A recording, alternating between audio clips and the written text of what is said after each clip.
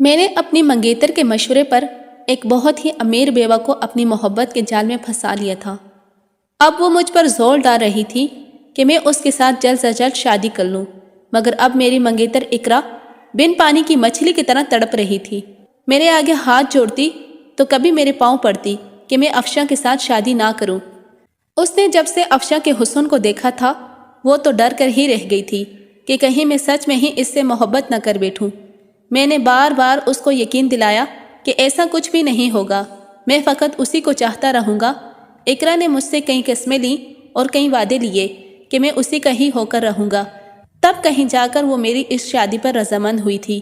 سچ تو یہ تھا کہ میں افشاں کے حسن سے بالکل بھی معروف نہیں تھا اور نہ ہی میں اس کے ساتھ شادی کرنا چاہتا تھا۔ میں تو چاہتا تھا کہ میری اقرا ہی کے ساتھ شادی ہو، لیکن میں نے اتنا لمبا ڈرامہ جو رچایا تھا وہ بنا کسی منافع کے ختم نہیں کرنا چاہتا تھا۔ دراصل میں اور اقرا بہت زیادہ غریب گھرانوں سے تعلق رکھتے تھے اور ہم چاہتے تھے کہ راتوں رات امیر ہو جائیں۔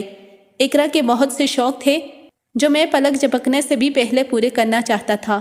میری تنخواہ زیادہ نہیں تھی، اس قلیل سی تنخواہ میں اقرا کے اخراجات پورے نہیں ہو سکتے تھے، اس لیے میں افشاں کے ساتھ شادی کر کے اس کی ساری دولت ہتھیانا چاہتا تھا۔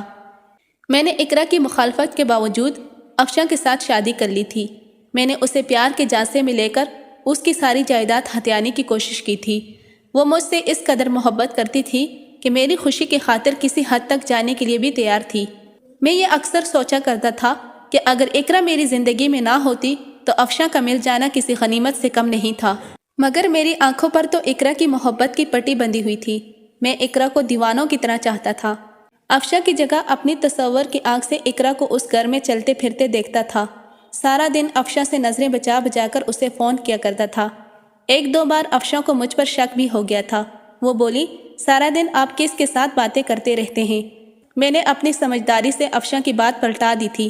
میں بولا، میں نیا بزنس شروع کرنے جا رہا ہوں، وہ ہی بس ادھر ادھر سے پوچھتا رہتا ہوں، مگر میرے پاس اتنا پیسہ ہی نہیں کہ میں کاروبار شروع کر سکوں۔ میں نے آنکھوں میں آنسو بھر کر کہا تھا۔ افشاں نے میری بات سن کر اپنی جائیداد میرے اکاؤنٹ میں منتقل کر دی تھی۔ ایک دن اقرا کا فون آیا۔ وہ بولی، جنید، افشاں نے اپنی ساری دولت تمہارے نام پر لگا کر اپنی محبت کا ثبوت دے دیا ہے، تم اپنی محبت کا ثبوت و جائیداد میرے نام منتقل کر کے دے دو، نہیں تو مجھے اب تم پر اعتبار نہیں رہا۔ ایسا لگتا ہے کہ تمہارا دل افشاں کے ساتھ لگ گیا ہے۔ میں نے وہ ساری جائیداد اپنے منگیتر کے نام لگا دی تھی۔ اقرا بے انتہا خوش ہوئی تھی۔ میں نے چھپ کر نکاح کا ارادہ کر لیا تھا۔ کل شام 6 بجے ہم کورٹ میرج کرنے والے تھے۔ میں کورٹ پہنچا تو وہاں اقرا موجود ہی نہیں تھی۔ میں نے 3 گھنٹے سے اس کا انتظار کیا تھا مگر وہ نہ آئی۔ میں شدید خوفزدہ تھا کہ اقرا کسی حادثے کا شکار نہ ہو گئی ہو۔ میں نے اس کا نمبر ملایا مگر ہر بار نمبر بند آ رہا تھا۔ میں ادھر ادھر اس کے سب جاننے والوں کو فون کر رہا تھا۔ تھک ہار کر میں اس کے محلے جانے کا ارادہ کیا تھا۔ میں جب پرانے محلے پہنچا تو ایک ایسی خبر سننے کو ملی کہ غم سے میرا دل پھٹا جا رہا تھا۔ مجھے بتایا گیا کہ آج تو اقرا کی شادی تھی، وہ ملک سے باہر چلی گئی ہے۔ میں نے زور زور سے نفی میں سر ہلایا۔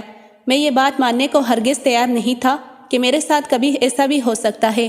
اقرا کی والدہ نے مجھے ایک خط تھمایا۔ میں نے کانپتے ہاتھوں سے وہ خط کھول کر دیکھا تو اس پر لکھا تھا، تم خود کو بہت ماہر منصوبہ ساز سمجھتے تھے نا، مگر میں نے تمہیں بھی مات دے دی۔ تم میری محبت میں پاگل ہو کر شادی کر کے بھی خالی ہاتھ رہ گئے اور مجھے سب کچھ مل گیا۔ میں نے تم سے ساری جائیداد بھی لے لی اور اپنی محبت سے شادی بھی کر لی۔ میں یہ بات پڑھ کر کانپنے لگا تھا۔ مجھے یقین ہی نہیں آ رہا تھا کہ اقرا میرے ساتھ یہ سب بھی کر سکتی ہے۔ مجھے افشاں کا خیال آیا تھا، وہ کتنی اچھی سی تھی نا۔ میں نے اس کے ساتھ دھوکہ کیا، اس کی مجھے سزا ملی۔ میں پریشان تھا کہ اب اس کو کیا شکل دکھاؤں گا، مگر گھر گیا تو افشاں بڑی اداس سی لگ رہی تھی۔ میں اس کے پاس جا کر بیٹھ گیا تو وہ جلدی سے اٹھ کر کھڑی ہو گئی اور ایک اشارہ کیا تو کمرے سے پولیس نکل آئی۔ افشاں بولی، جنید، میں تمہاری اصلیت سے واقف ہو چکی ہوں، تم نے دھوکہ دہی سے میری دولت ہتھیا لی ہے، اب تم جیل میں چکی ہی پھیسو گے۔